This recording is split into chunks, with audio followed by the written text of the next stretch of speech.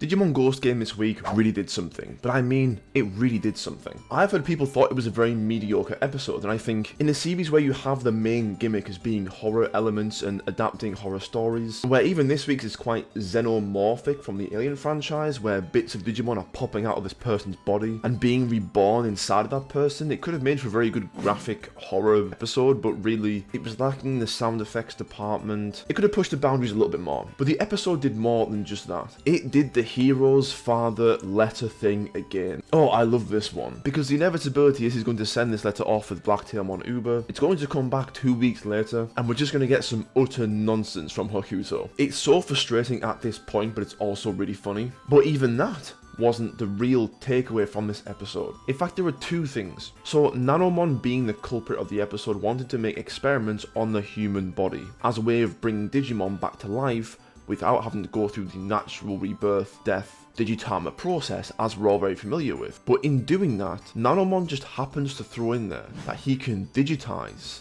the human soul. Why does this matter? Because for many weeks, Hiro has teased us at the end of the episode saying, what is the digital world like? What about the digital world portals? And everybody is wondering when the digital world arc will begin. This is a little bit of a far-fetched theory on the assumption that Nanomon would come back as like a helpful character, but Blacktailmon Uber just took him away, so. But at the very least, he has shown it is very possible to digitize the human soul. That could be a way of getting to the digital world without dragging the body through the portal. So digital world travel is actually possible.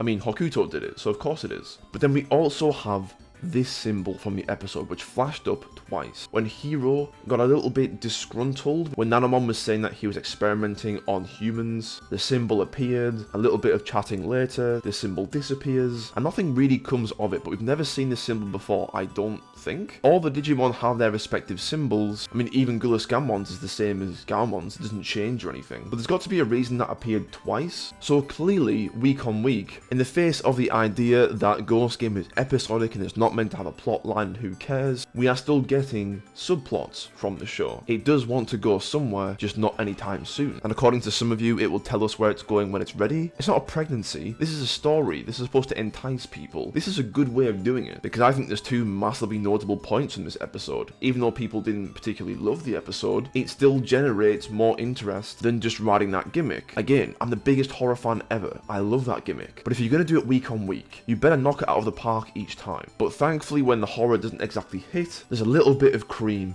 on the top for us. There's also been this lingering frustration with Ghost Game about not using Lamortmon and Thetismon as they should be. And Thetismon appeared today for the first time in what it feels like 16 weeks or something. I don't think it was actually that long ago, but I remember the last time we saw Thetismon, it appeared in a context where it couldn't heal the thing it was specifically designed to heal, for some strange, ambiguous reason, which made Thetismon feel a bit useless. Today, obviously a bit more useful, and I wish to give the other Digimon a bit more to do other than just becoming Jinbei and Goramon and Tesla Jellymon every week. Ghost Game is clearly capable of putting very powerful Digimon enemies in different weeks like Paimon, so why not just give Thetismon and Lamortmon a better reason to appear? But nevertheless, this was interesting. What do you think? Thank you so much for watching, enjoy your Sunday, but most importantly, take care.